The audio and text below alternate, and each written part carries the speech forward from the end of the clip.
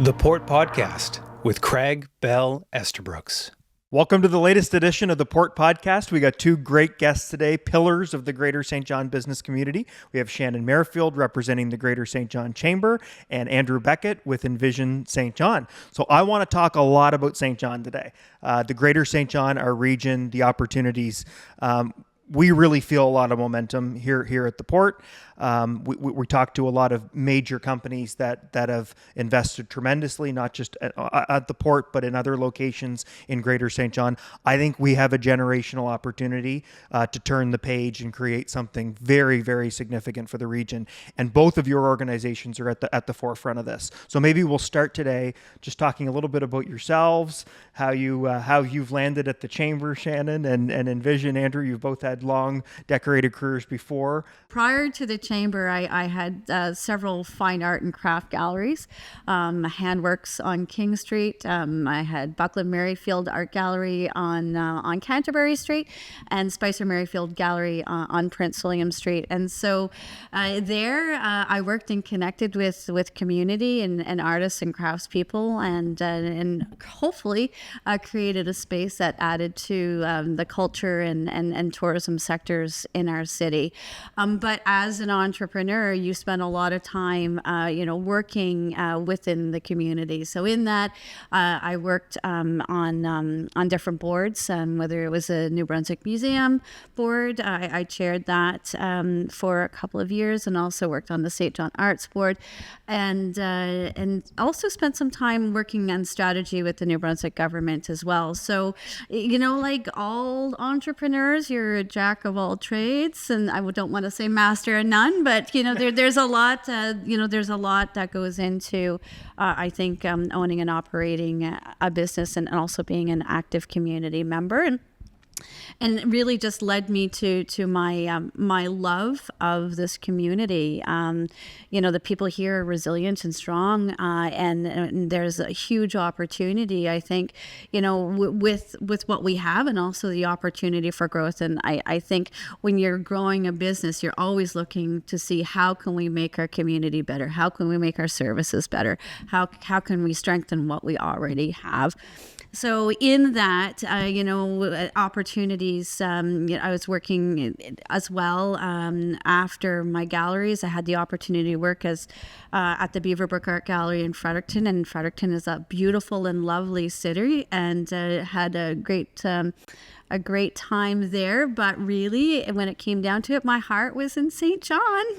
And so when this role came into my purview, I thought, well, with my experiences working as an entrepreneur, within government, and also looking to see how we can grow as a region, I felt that perhaps I could join the conversation from my background. So a little bit about my preamble before being in this role as CEO, but it's funny, the road is never straight. It's I'm still trying to figure out what that road looks like.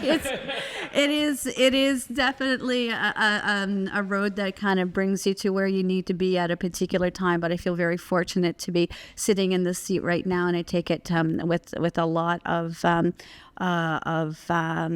honor for the people who've allowed me to come to this role. Andrew, what about you?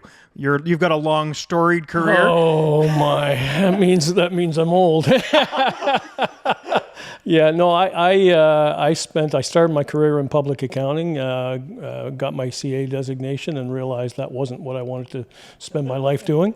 So then I jumped into the university sector for a little while. After that, after a few years at that, I went to the municipal sector and spent a good portion of my career in the municipal sector. 10 years in Nova Scotia, and then 14 years with the City of Saint John as Commissioner of Finance, and then eventually a Deputy City Manager. Left that, went to the healthcare sector for a little while, and then back to the university sector for another 8-year stint at St. FX University. And then I thought I'd retired. I made a decision after the pandemic that I was tired out, and it was an exhausting time to be part of the university there. So I retired, came back to Saint John because kids and grandkids are here. It was the place that we knew that we wanted to be closer to family. And then shortly thereafter, got a call, and somebody said, we've got an opportunity with Envision that we think you should be considered for. And selfishly, from my standpoint, Craig, it was a great opportunity to contribute to the community, but also to reintegrate into the community. I found that coming back after retirement, people tend to leave you alone because they think, you've retired. Maybe you're on to pursuing other things. I hadn't reached that stage yet, and so this position has turned out as I hoped. It's a great way to contribute to the community, but also reconnect with people that I'd worked with in the past, and try and move some files forward and make the region stronger. Well, let's dive into a little more to that. Tell us about Envision under your leadership. What have been some of the major priorities in building a team and kind of setting big goals like you have? Sure. So we started. Envision's now in its 5th year, but I think after 2 or 3 years, the organization was formed during the pandemic. Tough time to form. It was bringing together 3 different organizations, so a lot of cultural challenges associated with bringing together 3 organizations, and that was the former Greater Saint John Economic Development Agency, Develop Saint John, and Discover Saint John coming together under one umbrella. And then we had regional government thrown in, which created a whole different sort of approach to how things were governed. So when I came in, I made comment during the interview when I was interviewed for the position. I said, I've done a lot of looking on the website and other materials. Yeah. I'm not sure what Envision Saint John does. I said, so if you're interested in unpacking that, I'd be interested to play a part. Wow. So for the first probably 6 months that I was involved, we went back to the mandate that the organization was given in the first place, and making sure that we were aligned with that. So we've got some core service areas that we're involved in terms of whether that's our destination marketing, workforce development, population growth, entrepreneurship support, real estate and industrial development are some of the key areas that we're involved in. So making sure that we were aligned with that. And then in 2024, the key part for us during that year was to really engage with the region and find out what was important for the region. So that's where we did a regional economic development plan and a regional tourism master plan that really gave us a chance to interact with the community, to hear from a lot of the thought leaders in the community, to get a sense of what the priorities were, where the opportunities were, and set out an agenda for the next few years that we were going to go on. And so that's what we've been working towards ever since that. Well, I got to put a plug in because we've got a cruise ship behind us right now, and we're in the crew lounge. It's undoubtedly, the drive that your team puts into the cruise file with our folks, whether it's going to key conferences, the touch point with line executives, itinerary planners, people that are looking at bookings online, the deliberate effort we do together that your folks really lead from a marketing standpoint is why we have cruise ships in here. And it's why we see a lot more opportunity. And I think you guys do an amazing job linking the cruise passenger to the future tourist that's going to come. Maybe they had a family member that was on a vessel. Exactly. Maybe they took a cruise and want to explore a little deeper, and they're in a proximity that's not too far from here, and they can potentially drive or take a bus and visit this region in a more in-depth manner in the future. I think you guys do a great job at that. So we enjoy the partnership. So do we. And look, the port's critical to the growth of the region in so many different ways. But the cruise ship business is an interesting one because I know there's a lot of communities that have a bit of a love-hate relationship with it, and it has its challenges. But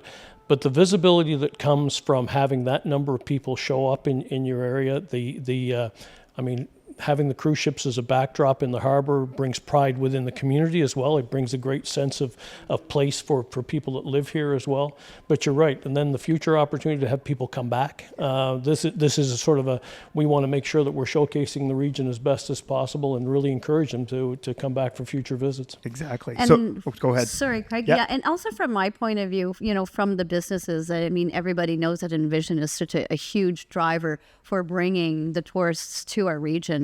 Just in terms of the vendors and the shop owners, Envision, we recognize it's so important, and the work that you do is effective. It's connecting. It's kind of nice to hear, and I'll tell you, it's great for the team because after the first couple of years, there were a lot of members of the team that were feeling a little bit downtrodden in terms of not feeling like that there was that traction. But I think over the last little while, the name's getting a lot stronger brand recognition around it. And look, we're trying to grow the region.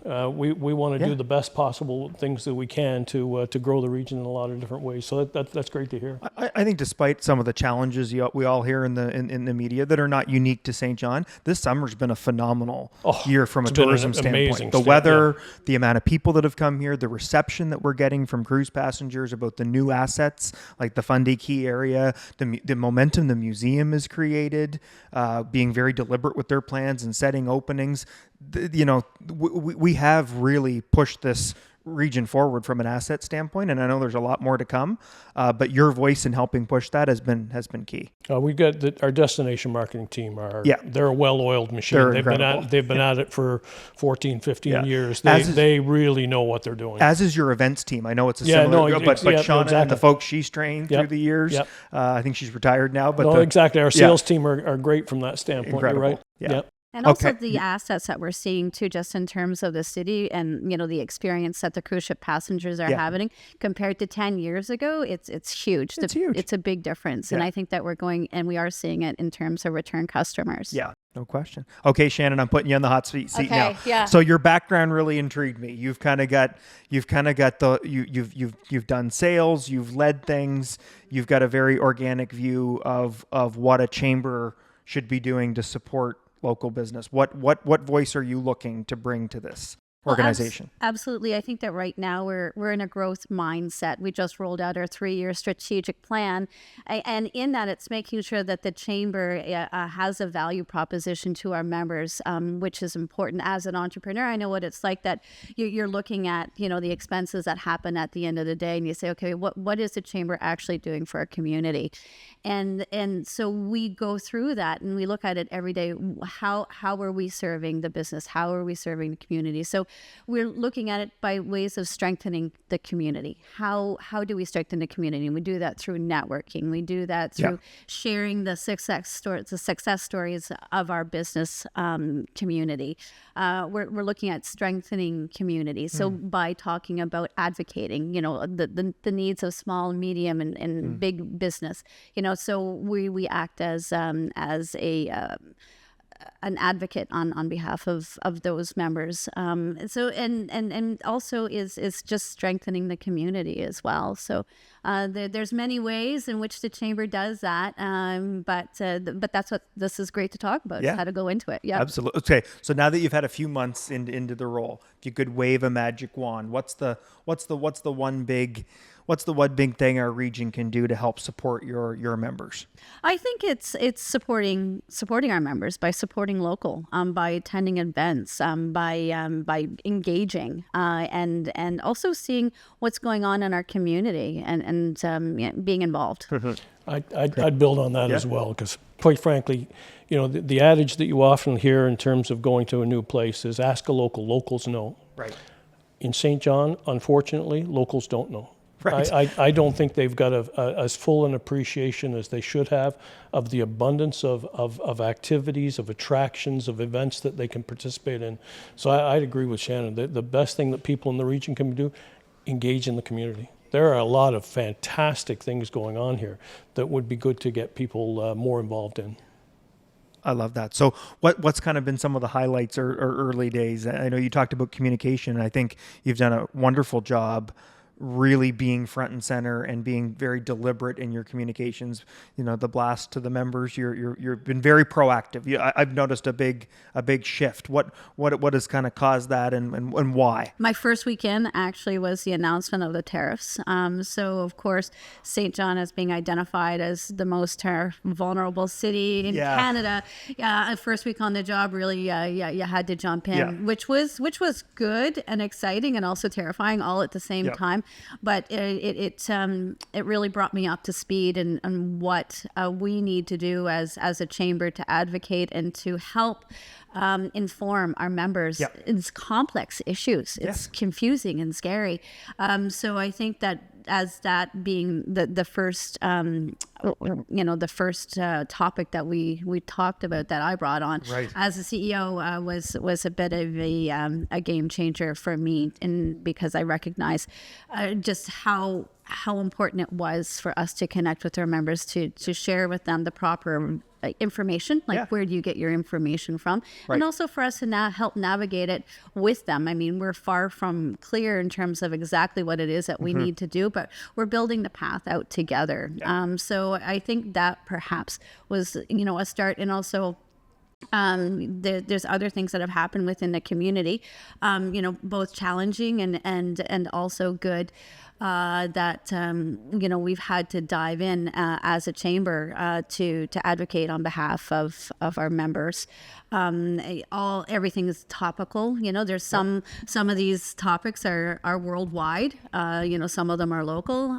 But it's a discussion that we try to bring clarity to for our members. Oh, that's very important. Let's dive in for both of you a little bit on that trade tariffs discussion that you mentioned. So the government in Ottawa now with a prime minister who's got a few months under his tenure at this stage, seems very convinced that trade diversification is the key, and ran on a platform indicating such. But now details and projects and a lot is becoming available, and really, from what we're being told, some ambitious targets. Upwards of 75% of Canada's trade post-NAFTA has been with the United States from an export standpoint. And if we shifted that as a country to, say, 50%, which is still a lot of goods flowing to the United States, still a major trading relationship, that means a lot of new markets. That's going to scare a lot of companies that maybe don't have vibrant supply chains to Belgium or to the UK or to different parts of the world. And it really means the coasts, ports and port cities and regions that support ports like you folks do, we're going to need a lot of focus on this. And it's not just about infrastructure anymore. It's about helping businesses, or helping a brand new business, look at a supply chain differently and help them develop a relationship with a potential buyer that they've never had to interact with because they sit next to a massive population with tremendous wealth that they've been selling goods to for years. So it's a big shift, but it's a major opportunity. And there are going to be significant winners, in my opinion, for folks that can adapt early and bring new businesses. So this is what you guys do. You know this business better than I. So talk a little bit about your thoughts about trade and where we can go as a community. Well, I think a lot of it is about the community and strengthening the community. For example, we're going to be doing a symposium in the spring, From Local to Global, where it's business to business, and we're going to be having discussions on how do we strengthen our infrastructure, how do we strengthen those relationships, what has happened in the past, what's best in practice, and how can we help small to medium-sized businesses make that shift, make that jump. So I think a lot of it is education, it's connection, and also access to the resources, and us as the chamber, and I'm sure with Envision and also at the port, we all play a role in that. Yeah, and I go back to your statistics, Craig, where you were talking about. I mean, amplify that a little bit further, that in New Brunswick, 90% of our exports go to the U.S. Yeah. Right. So, I mean, for New Brunswick, you're talking about a seismic shift. And in the export side of things, Saint John figures prominently in that one, particularly because of the refinery being here. So I guess I would look at it from a number of different standpoints. First of all, the U.S. is still going to remain a solid market for us for some products. So I think on the petroleum side of things, the refinery will still have the U.S. as a key market for them. Some other industries are going to have to diversify and look for different markets. But I think that's where some of the unique advantage that comes from our region that we've been missing in the past. We've seen a lot of growth in the Moncton area because they had a regional locational advantage. And so they serviced the needs for the region. Now, when we're looking at broader international markets, I think you're right. The port plays a huge part in terms of opening up and building on relationships that the port's already got in terms of some overseas markets, whether that's in Europe or South America, Mexico now, in terms of the relationships that Canada's trying to forge with Mexico, opens up another interesting market to pursue. So we've got to build off some of those relationships from areas where we've got strengths. So we've got, a growing energy sector that we still have some good strengths that we can build on. We've got expertise in terms of port logistics and how we move goods, whether here, internationally, across the country, that we can build on. There's a lot of different things in those areas that we can really sort of build off and seize opportunities on. Do you think, Andrew, as well, leveraging long-standing strengths is important? And I use an example of something you and I have talked a little bit about in the last couple of months around temperature controlled. We got the cold storage facility, Americold, that's being built. I think there's a lot more opportunity for temperature controlled. But agribusiness, agri-foods, if you look in Europe, is a massive business. Southern Ontario, and when you add in the logistics component to the farming, the job opportunities can be tremendous with the multiplier effect. Like, how do we leverage stuff that was, McCain Foods came out of an agri-food strategy a provincial government many decades ago came up with. Cook Aquaculture on the aquaculture front, came and out we've of seen this exactly. We've Yeah. seen these types of things in other communities in terms of the growth of now greenhouse-based agriculture that can get into vertical gardening and the like. Food security is a big issue locally, nationally, globally. I think we've got a role to play in that, but it's reimagining what some of those opportunities look like, and then also in some areas it's looking at what are the supply chain opportunities of how we feed into some things. So, that's something we've turned our mind to post-tariff discussion. Is well, you can sort of spending a lot of time looking at the door that's closed. We've been trying to look forward and say, okay, well, where are the opportunities? Food is a great example of where we think there's some really good opportunities, particularly with the investment that is being made in the cold storage here. That's a key central component to what we can build on. We've got others. If you look at the amount of money that's being talked about in defense spending, there's got to be some opportunities there. And so we're exploring a number of different fronts in terms of, how can we play a part in terms of the supply chain associated with it. The energy side of things, with all the push on, even locally, where Nova Scotia is pushing a big offshore wind opportunity. Well, there's huge supply chain opportunities Massive. associated with development of wind turbines and all that goes along with it. Maybe some of those components are made here, and we're barging them down to Nova Scotia. So we're trying to look for those opportunities and make sure that our local companies are really thinking about where some of those supply chain opportunities are, because we've got some great businesses here, tremendous businesses that when those doors are open for them, that I think that we'll see some really good opportunities come forward. And even when you look out the window and you see the cruise ship out in the harbor today, how much more growth can we have in that industry, in the tourism industry as well, Yes. just in terms of across the country, but also internationally as well. It's different when it comes to trade, but this is an industry I think that Saint John has a huge ability to grow. No, well said. Well said. One thing we talk a lot about is how do we extend the cruise season into the summer months so it's not so concentrated in the fall. So it's a big, yeah. And those are also the type of industries that really affected the small and medium-sized businesses as well. Yeah, big time. And Andrew, I just want to go back to one thing that you mentioned too, and Shannon, I know you're passionate about this, but land and opportunity. I know it's going to get a reaction, but I think it's important. Like we're going to have people that listen to this podcast because of our relationships with CPKC and DP World that are starting to discover Saint John for the first time. Like they didn't know anything about, like when I travel a bit, they often don't know internationally where Saint John is. You have to explain how far east Canada goes beyond Toronto and Montreal. But when you lead with talking about, we're a port that has 3 Class 1 rails that we service, CPKC, CN, CSX, we've got DP, they know all those brands. And then the question inevitably comes, like when Americold first joined, started talking to us along with CPKC, that's their big partner, it immediately goes into land. What's the land opportunity? And we have a lot of it, and it's a big passion of yours. What's the pitch to folks that want to know more about land opportunities in Saint John? Well, I chuckle to start off with because, in the Saint John region, we've got a large land mass, but we've also got a lot of rock and swamp. And so developing some of the land can be challenging. It's something that we spent a lot of time back and forth with the port on, because the port has a unique challenge with the growth that you are landlocked to an extent. Really pleased with what the city's been doing over the last little while in terms of looking for ways to expand some of the industrial land opportunities in the area. So we're in final stages of a deal with the province to get some industrial land turned over to the city. That's a good start. I don't think it's nearly enough. Based on the inquiries that we're getting for different investments, I think we're going to need more land, and so that's actually a key part of the work that we're doing, is that we're doing a lot of work in terms of inventorying different opportunities for land development to help support growth opportunities. So 600 acres that's at the airport that they've got. What Right. opportunities are associated with it?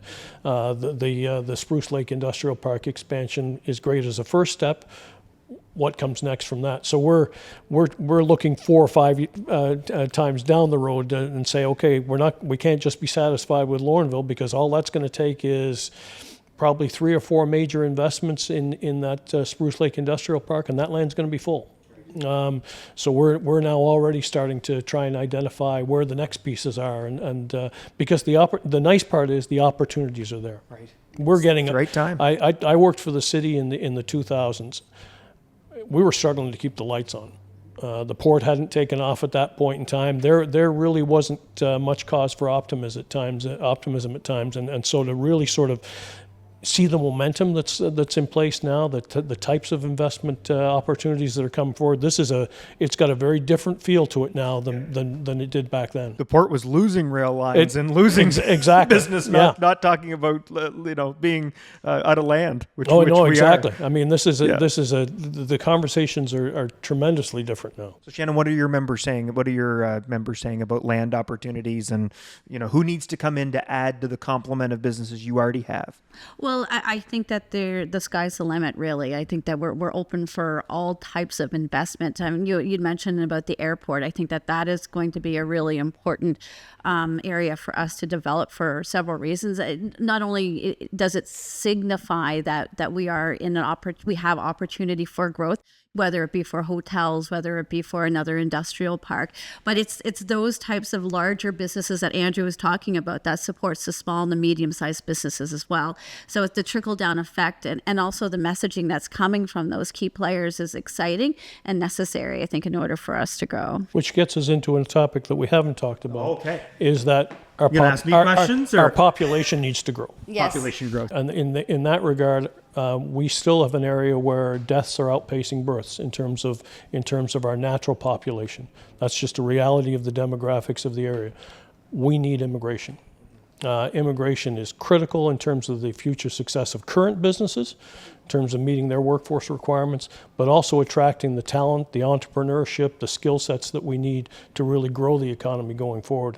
And I got to say, it's very disheartening to hear the types of messaging that's coming out from particularly provincial and federal levels that are almost blaming immigration for all of the social ills that we have. We need immigrants, and they are absolutely critical to the future success of this region.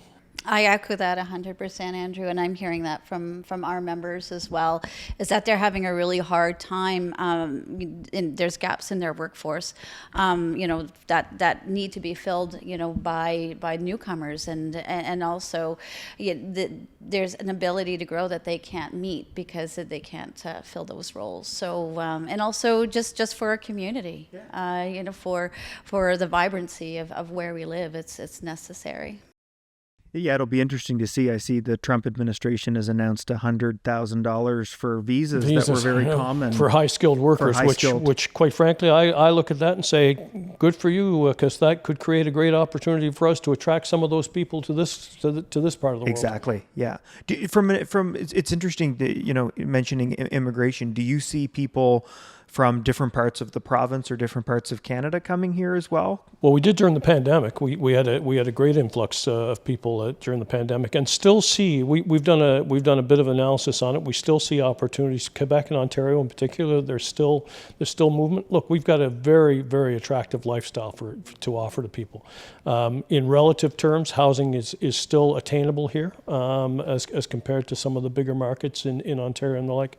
So we do on a regular basis talent attraction campaigns in the Ontario market, Quebec market and the like, trying to really sort of make people aware of the opportunities that are here, the lifestyle that's here. It's one of the benefits that comes from having that integrated agency where we've got the visitor attraction piece Right. and the talent attraction piece. A lot of times it's the same messaging. We want you to come and visit here, and oh, by the way, while you're here, maybe you want to stay. And start a small business and join the chamber. Exactly. That's right, That's exactly. It all feeds into one another. Yeah. It really The goods is. they It's produce like get in a container. And 1,000%. Yes. Yeah. Well, I mean, I think that whole discussion about the brain drain perhaps coming from the States is absolutely going to work to our advantage. There's so much opportunity. So, what about housing? We talked. You both mentioned a little bit about that in terms of quality of life.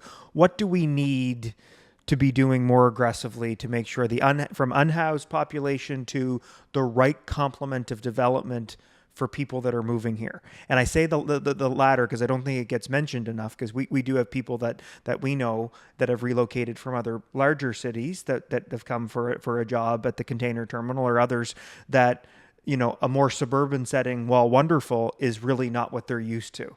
They're used to a more urban setting, and we really have the South End and the North End that I think are big opportunities for more housing.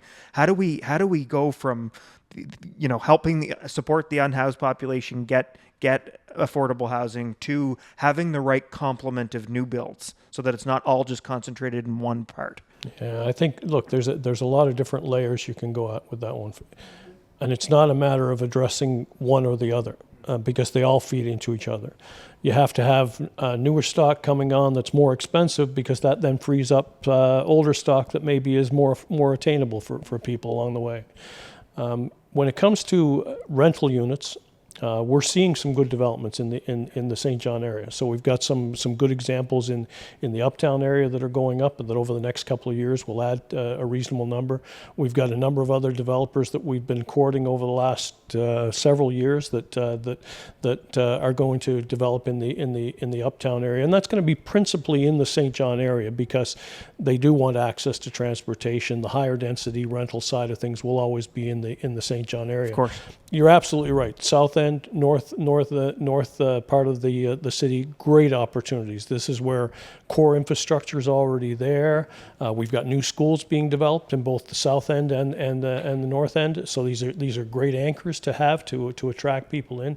So I think we've got to see some of those developments, and each of those are going to have some affordable units as part of it, which will help in terms of some of the unhoused side of things. The other interesting area is to get into the subdivision side of things. If you're looking at new construction now in terms of our area, if you're building a new home in terms of your classic style subdivision, you're $500,000 a door right now to build a house. Wow. I mean, I look at that one, quite frankly, in terms of, from my age standpoint, and it makes me absolutely gasped to think, how does a young family even get to a point where you can possibly think about moving into that? We've got to change our mindset in terms of those subdivisions. There's all kinds of examples, and we've done some work with municipalities to showcase this, and we're trying to work with some developers to get it to rethink what that subdivision looks like. They have to be higher density. But there's ways to do that still create a more sort of open space environment, but maybe it's done as a collective, that there's a collective green space rather than everybody having to have the big backyard. There's ways to develop subdivisions that do bring that cost per unit down, and so we've got to push some of those newer style development patterns that are, like I said, to me, in terms of somebody moving into that, it's just unattainable for a young family to think about getting into the housing market when houses are running at that for new construction. And I think the federal government's support in the smaller modular housing is also going to be essential in that as well. Because we do have the communities, not just in St. John, but also Grand Bay as well. There is opportunity, I think, for affordable housing as long as it's funded and positioned in a way that it's going to be beneficial for the builders. Yeah, it's great you talked about community and maybe the next area that I want to dive in with both of you is just around the growth that we have experienced and it being complementary to a good quality of life. And we think about that a lot at the port. Trains in people's backyards. I think of Grand Bay Westfield and Rosse and Quispamsis. There's a lot of train activity going through, my backyard. Yes. Backyard. There you go. Mine too, actually. There you go. Yes. So you guys are very, very, very well acquainted with the trains. I think, maybe let both of you answer this before we dive into a second question. But how do we, as leaders of organizations that are pro-growth, also support folks that have concerns with increased industrial activity, and how do we try to mitigate those concerns for them? Well, I think it's really important to have a forum for that discussion to happen. And so recognizing that there is sometimes when a community grows that there's going to be some growing pains, but also we have to make sure that the citizens are taken care of at the same time. And that creates planning, that's engagement, that's involvement. So as leaders, I think it's really important that we create an opportunity for those discussions to happen in a productive way. Yeah, I think communication is absolutely critical. I've had the opportunity to sit through a few presentations from whether it's CN or CPKC talking about the traffic from the port in terms of what the growth is. I think the more people understand some of that, understand what the increased rail volumes look like, what it's going to look like if the port does increase or when the port increases its container volumes, and what does that mean for the train traffic going through. And like Shannon says, then you've got to give people an opportunity, a forum for their concerns to be heard.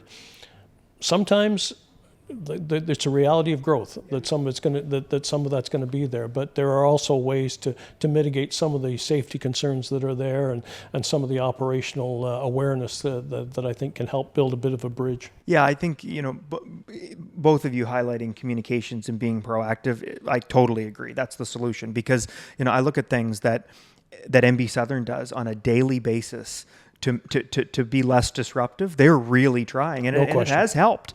They're moving trains at certain periods. They worked with the city on arms so that they could mitigate some of the noise in the lower west, where it was very the whistleblowing side of things for sure. And so crossing soon. But I think we need to tell that more and more and more, that there's already things like we have a community liaison committee of the port that we set up that's chaired by a third party, and we have all the partners come in and present and tell their story. Well, in one of the early meetings, a resident talked to the general manager of DP World locally about an issue that he had with noise. And the general manager said, "Oh, we don't actually need to be doing it that way. Mm-hmm. That was just an old break. We've actually been looking at changing whatever, I forget what method it was, and it was gone. Yeah. The noise was gone." I also believe that there's a role for all levels of government to play within that discussion as well. We're talking about some of the challenges that we have with Sims Corner, for example. They're just going to add that salt at the end of the day. I don't know what you're talking about. I've never heard about this corner. I saw you wearing the helmet going through exactly. Yeah. One everybody's favorite intersection. So I do feel that absolutely, that discussion does have to happen with our government as well. But how we can contribute, as a chamber of community leaders is adding to that discussion, and also maybe putting a little pressure on government when it needs to happen too. I will say, I've had to explain Sims Corner to someone who's never been to Saint John recently. Uh-huh. That is one tough explanation of how Sims Corner works. Yeah. I've never had you intuitively, when you drive through it, you go, "This is odd." Yes. But then we try to explain it to someone who's never seen it and has never been here. You sound like you're describing something that doesn't actually exist. Yes. Like it doesn't. You stop here, and then another person's in the middle of the intersection, but they're actually just yielding. And yeah, it's a very odd one. Yeah. But in some of it, I think as we go through this whole growth agenda, though, there are times you can't please everybody. Right. But I do think as part of the communication, people need to understand the local benefits that are going along with some of that disruption that they're seeing. So yes, I do have more trains going back through my backyard, but then I can look at over the last 5 years, Craig, there's been, I think the last time I looked at it, for maritime related jobs, 700-800 jobs that have been created over the last several years. That's a significant amount of growth. And Shannon, you mentioned the sort of secondary spending that comes from that. When you've got those primary jobs, typically the multiplier is about 4 or 5 to 1, that for every one job that you're creating in an economic side, you're creating 4 or 5 others within the region.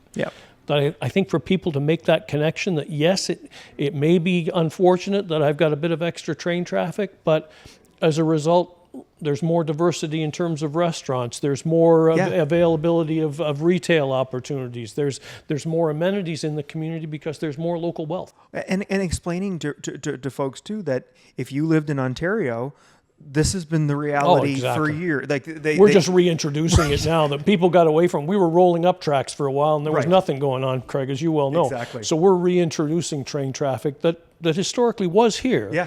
It's just that we went through a period of time where we just didn't have that business coming through here. I had a group from Transport Canada in earlier today, and we were looking at the old historic photos in the hallway going down to our boardroom, and the new photo with the intermodal rail we put in place is wonderful. We're all obviously very pleased with the investment we've put in. Next to the photo from 1930, it's a fourth of what they had in the exact same location in 1930. And NB Southern will tell you that in Bayshore, where they're looking to fix some of the erosion issues, a third of the rail that had been in Bayshore has fallen into the water, and no one did anything about it because it wasn't needed. There was no traffic. When you think about it, with the Next Gen project, there's going to be $18 million that's going to be added to the restaurant business alone.